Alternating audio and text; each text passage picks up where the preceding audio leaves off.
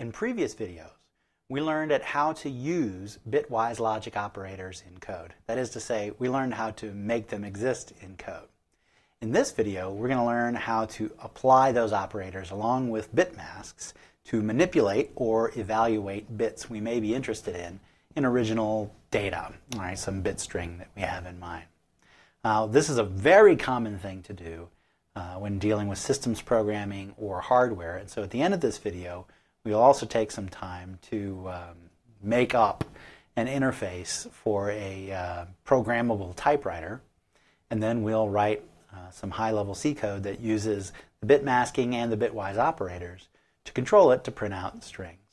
Now, before we get started, what I want to remind you is that when we're dealing with bitmasks, the thing we want to do is create a bitmask that has strategically located ones or zeros that isolate the specific bits we either want to manipulate or that we want to evaluate. So let's get started.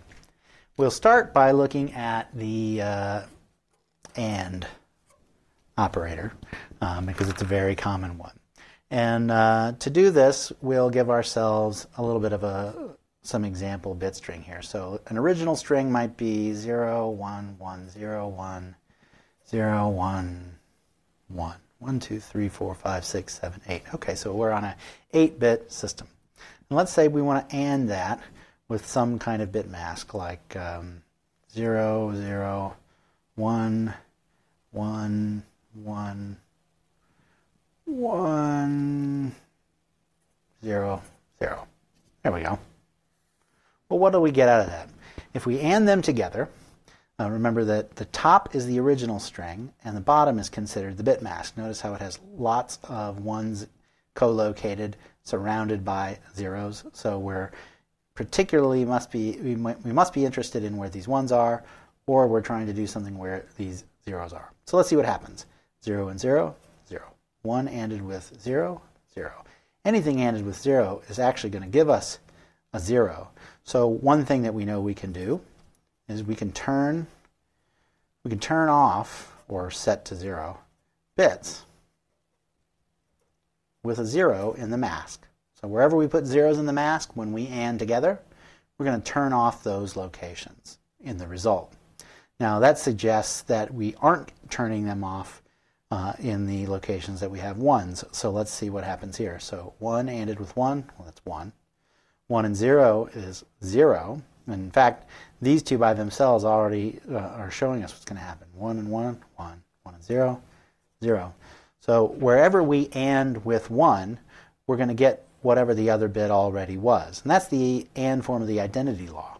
Right? So where we have zeros, we turn bits off. Where we have ones, we get the original bits from the bit string transferred into the result. So it may seem like the only thing that we can do with AND is just turn bits off. However, please note that upon applying this particular bit mask, there are only 2 ones in the output, and they're in the location that there were ones in the subset of my input original bit string that was covered by the ones in my bit mask. So a second thing that I can do is test for any 1 bits. So I can test for any ones that I want. And what I mean by that is I can try to identify, for example, with this bit mask, do any of these 4 bits in the original bit string have a 1? Well, how do we determine that this is true? Well, notice that the result we get only has ones because at some point there was mutual ones. Here's a 1 in the bit mask, here's a 1 in the bit string. 1 in the bit mask, 1 in the bit string. Everywhere else, because of a 0 in the column, we've got zeros in the output. Now, since this is a non-zero value, if we convert this to a Boolean concept or use it in a Boolean condition directly, this is actually going to represent true. And the reason it represents true is because it isn't all zeros, because in, say, C or C++, 0 means false. Anything else, any other bit pattern, is true. So if I were to give another example, like 0, 1, 1, 0, 0, 0, 0, 0, 1, that's 8, right? 1, 2, 3, 4, 5, 6, 7, We didn't write that. Nobody wrote that one. There's 8 bits. Let me AND that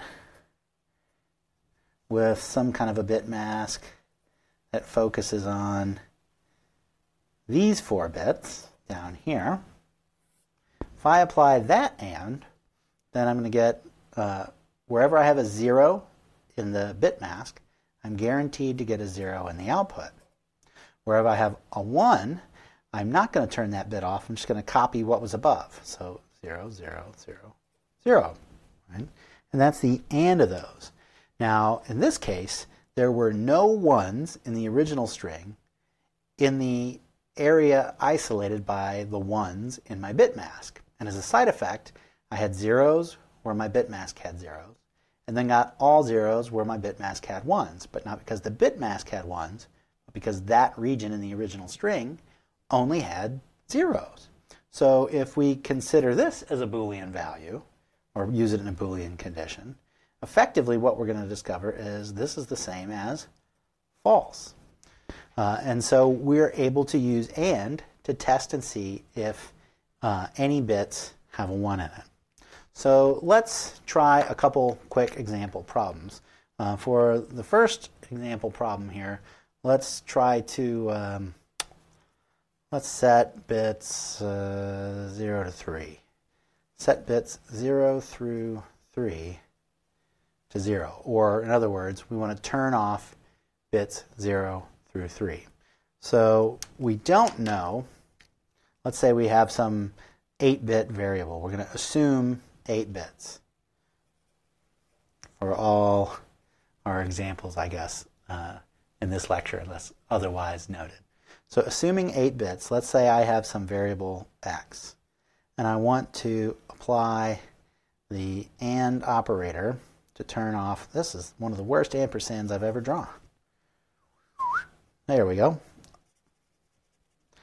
X ampersand, and then I need some kind of way to represent a bit mask here that's going to zero out bits 0 through 3. Now, first of all, if this is an 8-bit mask, that means I want zeros in bits 0, 1, 2, and 3, and then I want 1s in every other location so that I don't mess with those bits. Those bits get left alone.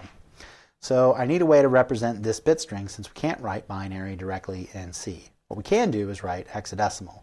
We can also write decimal, but I absolutely never want to see a person use a decimal value as a bit mask. If you use a hexadecimal value, at least it's clear you're probably putting it down because of the bit pattern it represents. That said, in this case, this will be hex F0. This is not a thing I like to do a bunch. So here I am, I'm using this hexadecimal immediate to represent this particular bit pattern, but this definitely has its downsides, which we will look at in a bit. In another video, I encourage you to watch called Creating Superb Bit Masks.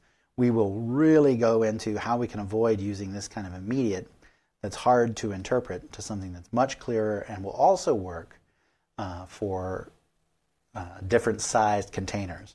This one, for example, is only going to work for us if it's an 8-bit container. Notice if this suddenly went to 16 bits, if I was using a 16-bit machine instead of an 8-bit machine, then putting F0 would also leave me with 2 more hex zeros in the front to fill up the 16 bits. And that would turn off bits 0 through 3 as well as bits 8 through 15. And that could be catastrophic. We wouldn't want that. But for now, if we just assume an 8-bit thing and we only know how to do this with hexadecimal, this will at least get the job done. So X ANDed with F0, which is this bit pattern, is going to turn off bits 0 through 3. Okay, let's do another one with this. 2. We've got some variable X, and we want to know if are there, it looks like Amy, are any ones in, let's say, bits 2 through 5. That sounds good. are any ones in bits 2 through 5? Well, if you look back at the way we did things up here, that means we need a bit mask that has ones in bits 2 through 5, and then when we AND, we'll either get all zeros or we'll get something that isn't zero. Right? So what would the bit mask look like that has bits in 2 through 5? Well, there wouldn't be any in 0 or 1. Then 2, 3, 4, 5, none in 6, and none in 7. So that was the bit mask we have here. So let's see, we might write some code that says, well, if x ANDed with, now we'll have to do this in hexadecimal again, so here's 1 nibble, 2 nibbles, this one's 3, right, and this one is 8 plus 4 is 12, and since A is 10, 12 will be C. So we can say if x ANDed with hex 3C gives us a non-zero value, then x must have had at least one 1 in the bits that our bit mask has ones. I don't know, we just print something here. Print ones. Some nonsense. Print isn't a real C function, although we could have made one that like this. But you get the idea, right? So with AND, turn bits off with 0, test bits with 1. Now, just like, before I flip this away, just like this one, this is confusing, right? We see the 3C, and we have to think. If we were to see this in code, we would have to think pretty hard to understand what exactly is the bit pattern there and what bits are we isolating with this operation. We might even write it out on paper, or I've seen people put in comments the bit string associated with this particular hex mask. But that is not always great.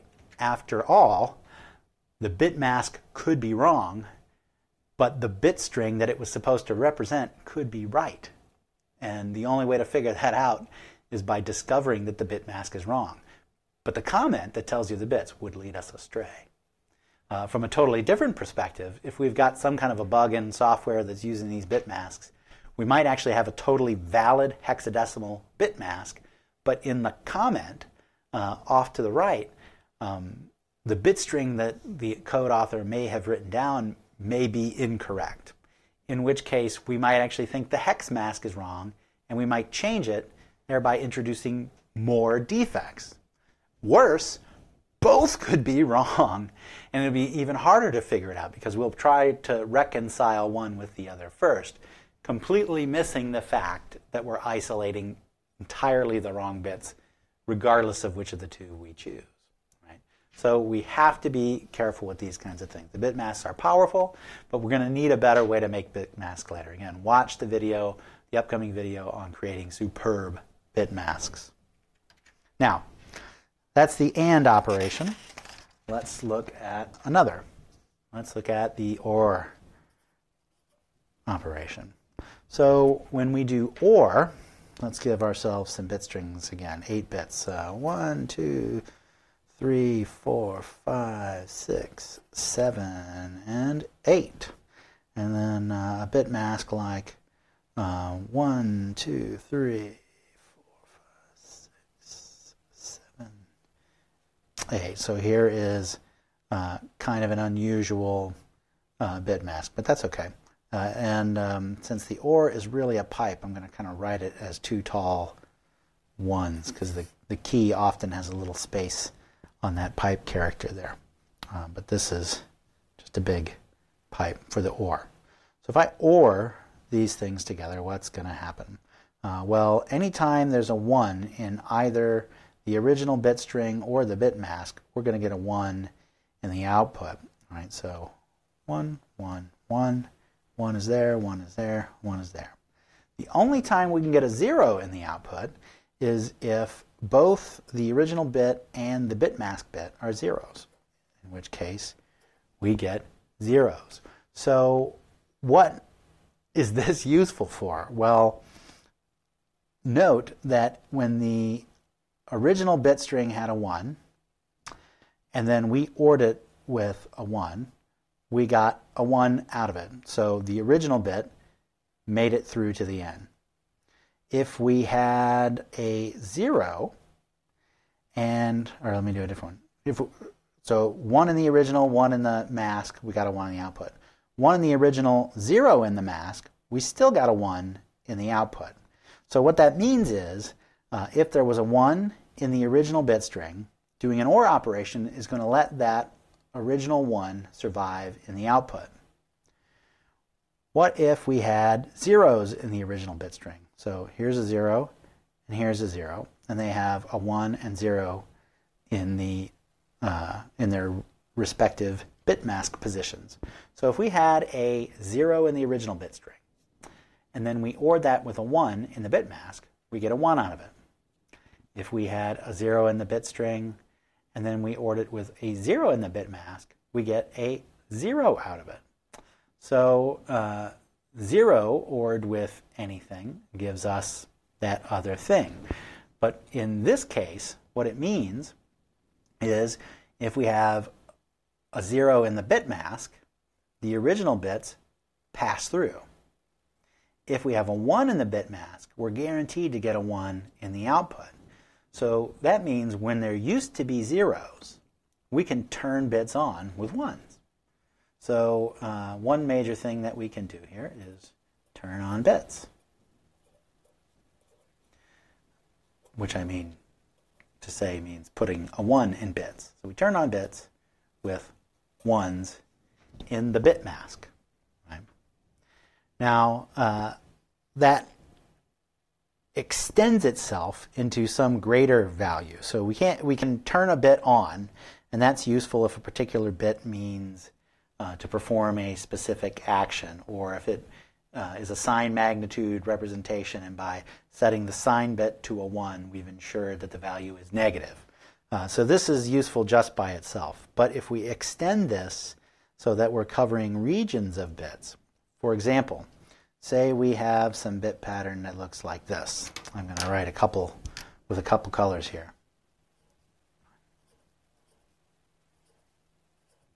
So there's 8 bits, 3 bits in black, 4 bits in red. What I want to do is set this 4-bit subset of my original bit string to a particular bit pattern. Let's say the bit pattern for 19. Right? So this could be a field in some particular piece of data where these 5 bits mean something, and these 3 other bits mean something else. So what I want to do is put 19 here. Right? So if I wanted to do that, I would need a bit pattern for 19. What is 19? Well, it would be 16 plus 3. Right? And then what I can do here is put some zeros in the rest, and I'll OR these together. So now what's going to happen is I'll get 0 ORed with 1. It's going to be, I'm going to do that in red. 1, 0 ORed with 1, 1, 0 ORed with 0, 0, 0 ORed with 0, 0. 0 OR 1 is 1. So in these bits, in this range, this bit pattern has copied itself down to the end, but only because these bits had all zeros. Now I could have determined that these bits had no 1s in them by using the AND operator before. I could also have just used the AND operator to force each of these to become zeros before performing an OR operation to set the 5 bits. In the meantime, the remaining 3 bits, 1 OR with 0, 1, 0, 0, 0, 1 ORed with 0, 1. The other bits are left entirely alone. So we can turn bits on with a 1, yes. But the other thing that we can do is we can set 0 bits, as in bits that have zeros in them, to a pattern. And that is very useful. All right, again, let us try some particular problem. Let's say, since we already did one where we've done this bottom one where we've set bits to a particular pattern, let's do something where we turn on bits. How about 3 and 6? We want to turn bits on 3 and 6 on, guarantee that they're on, regardless of whether they were on or off before. So we're going to need a bit mask that isolates these locations, but we might need zeros or we might need ones there. Since OR turns bits on with ones, we're going to want ones in bits 3 and 6. So here's bits 0, 1, 2, 3, 4, 5, 6, and 7. So I need a bit mask that looks like this. Here's the 2 nibbles for our hex code. And then I could just write something like, I don't know, x equals x ORed with, and I need the hex for this. This is a 4, and this is an 8. Again, notice how hex 48 does not scream bits 3 and 6. We're going to want to improve upon this later. Also, I wrote this code this way, but since I'm taking x as input, applying only one operator and then storing the result back into x, much like you can say x plus equals 5, we can say x or equals hex 48 in C or C++ at the very least, as well as in a lot of other languages. All right, so that's what we can do with ORs. Next, let's consider exclusive OR. So with exclusive OR, we actually get to do something neat. Here's some bits, 0, 1, 0, 0, 1, 1, 1, 2, 3, 4, 5, 6, 7, 8. And now I'll make a bit mask that has 4, or I'll do 5 ones. 1, 2, 3, 4, 5. 5 ones starting at bit 1. And we're going to exclusive OR these together. Recall, to do exclusive OR, we use the up caret in our code. And exclusive OR works like this. You need one and only one of the inputs to be a 1. So wherever we have mismatched inputs, we're going to get a 1 out of it. So here we get a 1, here we get a 1, and here we get a 1. But in all the rest of these column positions, we have matching bits, so we're going to get 0 in the output. Okay, so now we have to consider what has actually happened. And we have to consider it, most importantly, within the range covered by our bit mask. So our bit mask isolated these bits from the original bit string. What did we get in the end if we also look at the bits isolated and the bits that weren't? Well, the bits that were not included or covered by this bit mask, 0, 1, and 0, seem to just pass through, 0, 1, and 0. But everywhere we had 1s, we used to have 0, 0, 1, 1, 1. Now we have 1, 1, 0, 0, 0. They flipped. So exclusive OR gives us the ability to toggle or flip bits. We can toggle bits whenever we put a 1 in a location in the bit mask. So let's do a problem with this.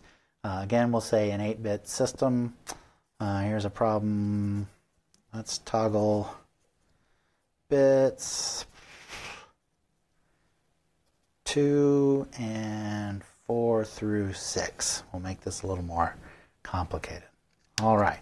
Well, what kind of bit mask are we going to need? We're going to need a 1 in bits 2, 4, 5, and 6. So bit 0, bit 2, 1, bit 2, 3, 4, 5, 6, and nothing in bit 7. I'll isolate the 2 nibbles or underline them so that we can figure out the mask. And then to write the code, I can just take X and exclusive OR it with this bit mask, and I'll store it right back into itself. So what's the hex for this? Well, this is 421 is 7, and this is 4.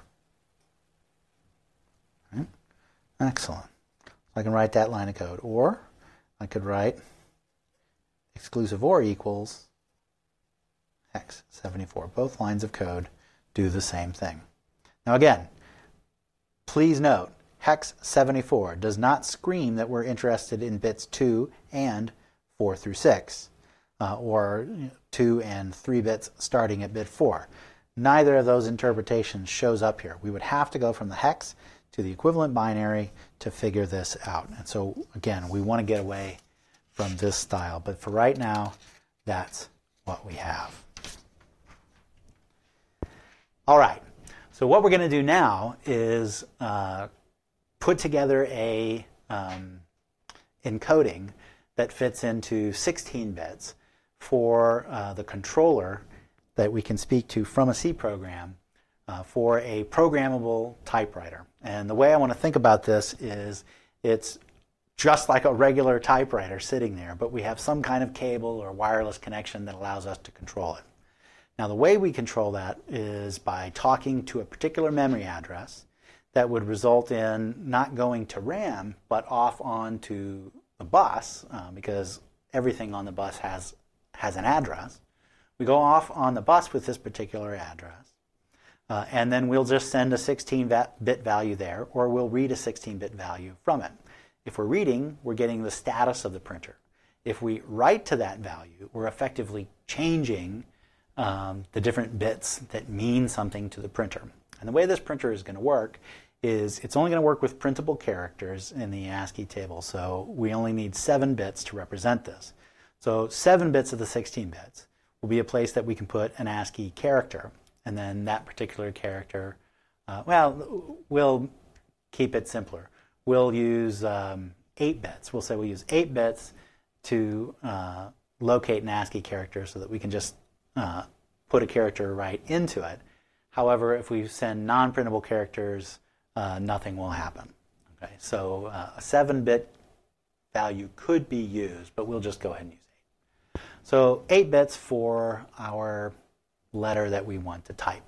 Then we'll use another bit in that 16-bit location as the strike bit, meaning that when we put a 1 in it, that will, whenever we write a 1 to that bit, it will tell the programmable typewriter that it's time to strike the key, right? So that'll be great.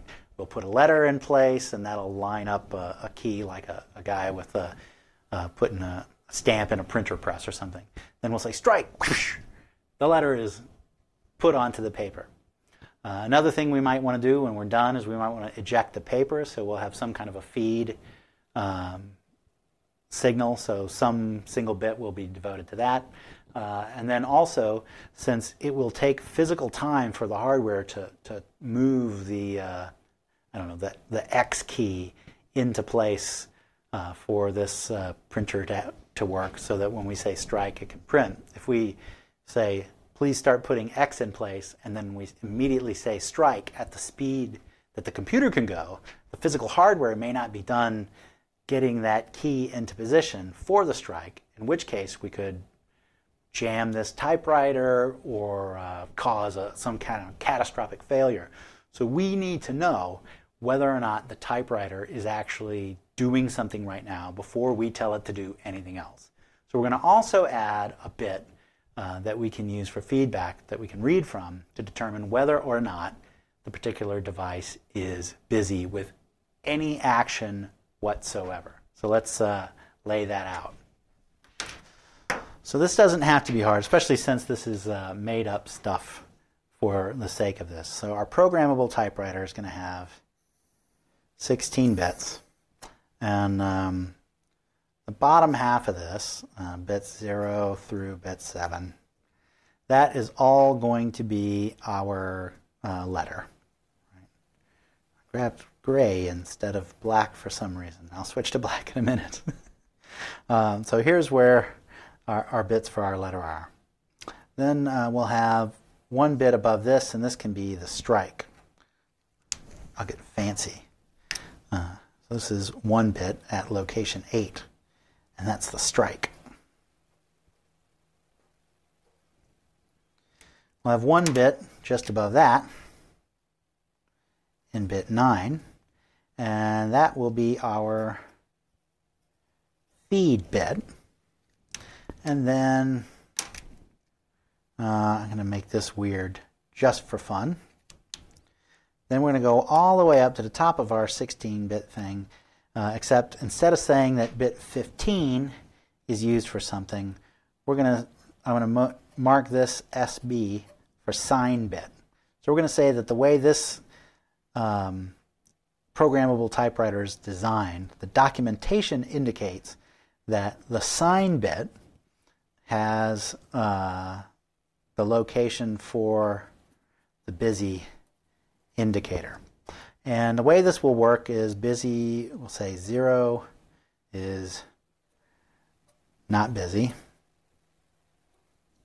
and 1 is busy.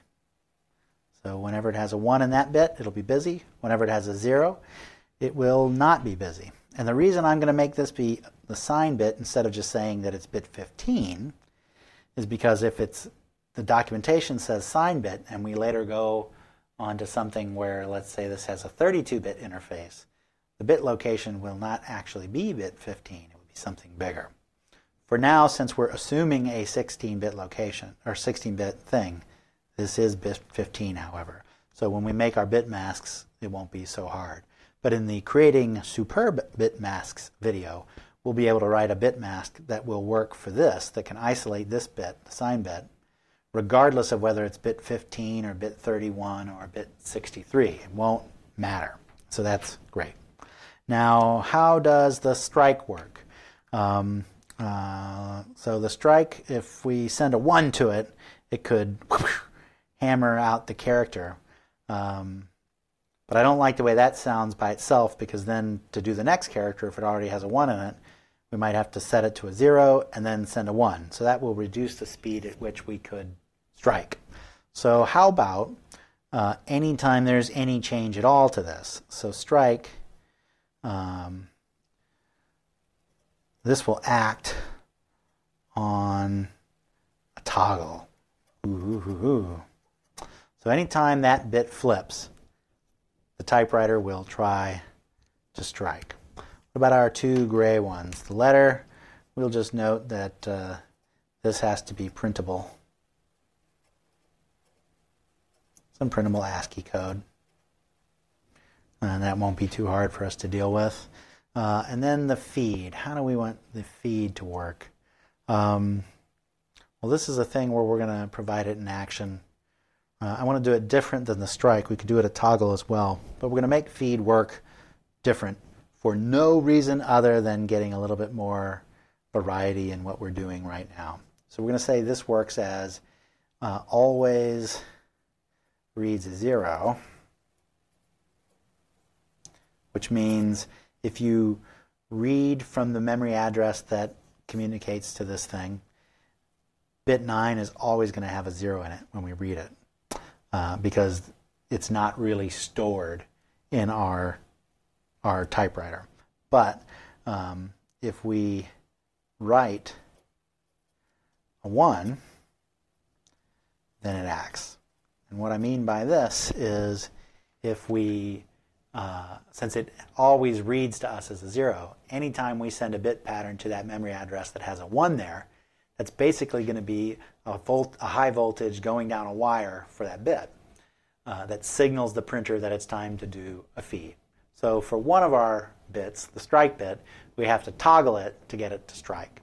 For the form feed, we're going to have to just send a 1 to that bit. And every time we write a bit pattern that has a 1 there, then it's going to eject a sheet of paper. And I think that's reasonable enough. All right. So what we want to do then is figure out how to control this piece of hardware. And the way we're going to do that first is to come up with a bunch of bitmasks that isolate the individual bits in question. So if we were doing this in C code, we would probably define these as constant, unsigned ints. And they're going to turn out to be 16 bits because this is a 16-bit machine. But for the sake of not having to write unsigned, const, or const unsigned int over and over and over again, I'm just going to write these down as sort of all caps things, like if they were pound defines or something. But I'm not even going to write the pound defines. We just see what the bit masks are supposed to be. So let's make a bit mask for starting at the low end bits and going to the higher end bits. So we need something that we'll call letter. And we'd have to set that into a particular value. So whether this is a pound define or a constant or just an int, however we would do it, we need to have the appropriate bit mask here. And this is going to be one that isolates these 8 bits by having ones there, and all other bits will be 0. That's the way I like to make all my bit mask definitions. Ones for the bits that matter, zeros everywhere else. If what we really need are zeros, we can always invert it when the time comes. So let's see. If there's all ones in the bottom 8 bits, that's going to be 2 Fs at the bottom 2 nibbles. And the top 2 nibbles will have all zeros, so 0, 0, F, F. Not a horrible bit mask. Okay, the strike bit mask. So strike. That's all zeros with a 1 in bit 8. So that's going to be hex 0, 1, 0, 0. Doesn't scream out bit 8, but we can figure that out if we had to review this code later. The feed mask. Let's see, that's going to be all zeros with a 1 in bit 9. So that's going to be the equivalent of hex 2, 0, 0. I have to think about that for a second, but I think that's right. And then the last one I need is for the busy bit. That is a 1 in bit 15 and zeros everywhere else. So the high nibble is a 1 and 3 zeros, which is 8. So this is hex 8, 0, 0, 0. Again, please note how none of these really scream out which bits they actually are. We have to mentally do the conversion to figure this out. Okay, so now what we want to do is write a function that will take a regular C-style character string, maybe with a pointer to the beginning of the string, and then print out all the characters in that string using the typewriter. And then let's say when it's done, it ejects the sheet of paper. It form feeds the paper so that someone can read the important message that we have. Right? Let's do it. So let's call this function type it, for lack of a better name. We won't return anything. We'll be very dull. So returns nothing. It's called type it. And it'll need a pointer to the beginning of a string. So we'll just send character star str. Of course, this could be constant, but we're not going to do that. We'll just keep this light. Now we'll just, I'm not going to bother to write code on the paper that checks to make sure that the string itself isn't null. We'll assume that that's the caller's responsibility. But what we will do is have to print the characters in this string until we are finding a null character. But that's different from a null pointer. Right? So we're just going to access elements of this string without checking to see whether the pointer itself is null. We'll say it's undefined behavior for somebody to pass a null string to us. We're going to need an address to talk to our typewriter or printer thing. So we'll just make one constant unsigned int pointer. I guess it doesn't really need to be an int. Might be a bigger address space than you get with int, but we'll say it's a 16-bit address space. We'll call it P for programmable or printer, and we'll make up an address. So let's say this thing is at EC47. There. Okay. So we have a location for our printer, and every time we reference P, if we're doing a read, we'll be getting all of these bits, and for these ... bits, who knows what those bits are. They might be meaningful to the typewriter or not, so we won't screw with them. Every time we write to the reference that P contains, we'll effectively be telling this printer to do something. So we just have to be thoughtful about what we do. So to start, I'm going to loop through this string until I am pointing at a null character. So I'm going to grab a character right away. So I'll make a character variable called C and set it equal to whatever is pointed to by the string. So reference the string pointer. Good. Then while, or as long as, that character isn't the null character, right? So I'm using single quotes here to identify a single character. Then I want to do some stuff.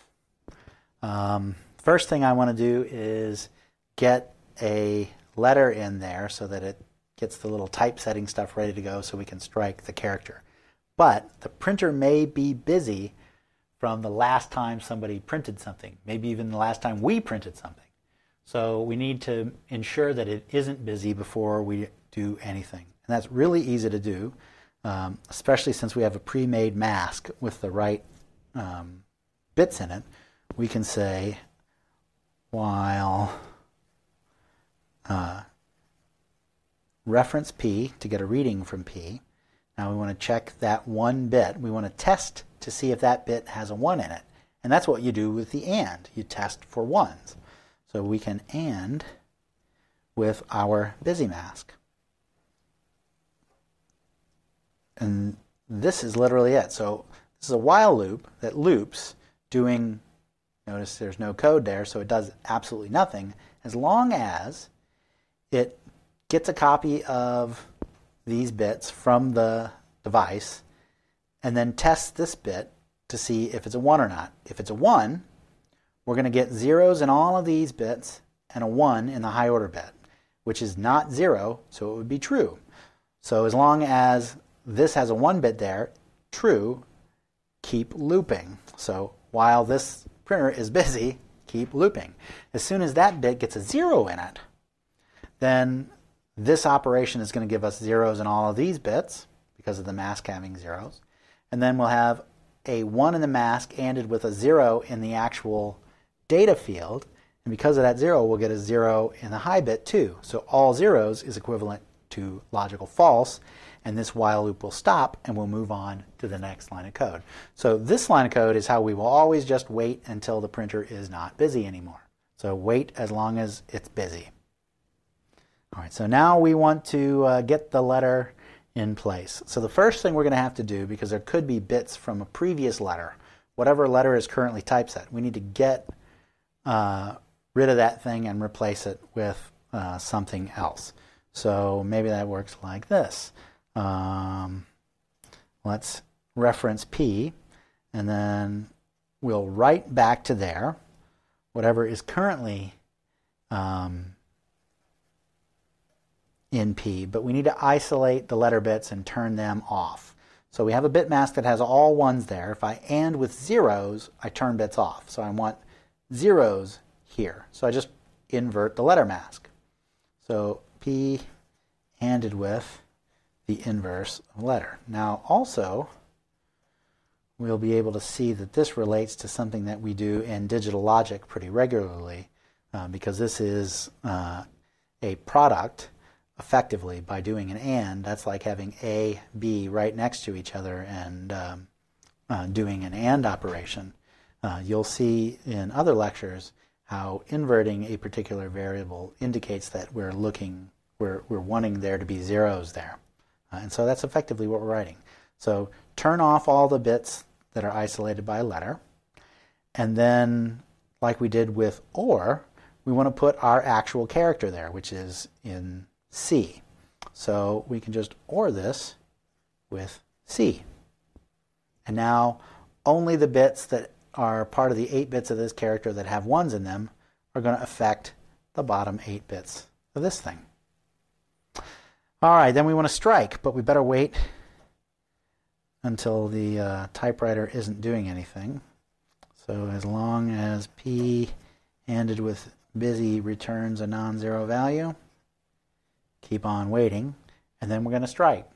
Now striking works by toggling bit 8, so we can take a reference to our programmable typewriter, and toggling is done with Exclusiveor, so we'll Exclusiveor this thing with itself, and we'll Exclusiveor it and store the result back into itself, but we'll Exclusiveor it with the strike bit, as identified by the strike mask.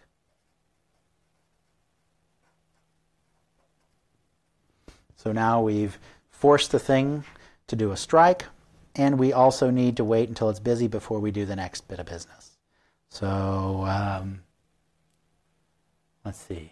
Well, no, we don't need to wait here because we're going to loop back up for the next character and wait before we print the next character. So now what we really need to do is increment into the string.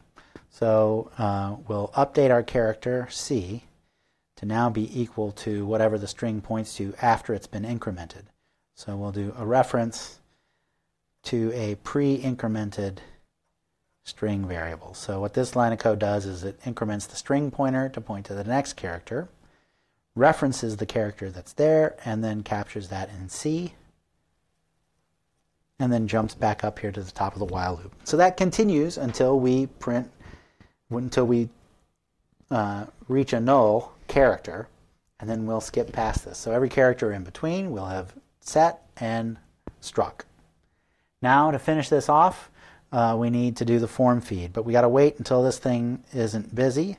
So I'm going to travel over here with my code, and we'll wait in the way we've been waiting by doing a while loop, so long as that thing ended with the busy bit, semicolon. There's a semicolon there. It's hard to see them at the edge of the paper, but there's one. And as soon as that's done, then we need to cause the form feed. And the feed is always going to read as a 0, but we need to write a 1 to it, and then it will do the feed. So our feed mask isolates that bit 9 with a 1 in it.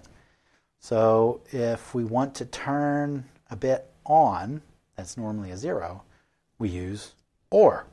So we can now take at P and OR equal it with feed. And then this function's done. So let me reiterate this shorthand. This line of code is the same thing as saying take a reference to P and set it equal to a reference to P ORed with feed. The same way that this line is take a reference to P and store into it whatever is referenced by P, exclusive ORed with strike. So we can use those same shorthands. So that's the way we apply bitmasks in code to manipulate and evaluate bits, and to even a practical purpose with a piece of hardware that we just make up, right? But that's how we interact with real hardware as well when we write systems programming. So in a future video, which I've already mentioned several times, I really want you to go watch that if you've completed this one. Please look for my video on creating superb bitmasks so that we can get rid of all of these hex codes and instead have something nice that tells us very explicitly which bits are set or which runs of bits are set as well.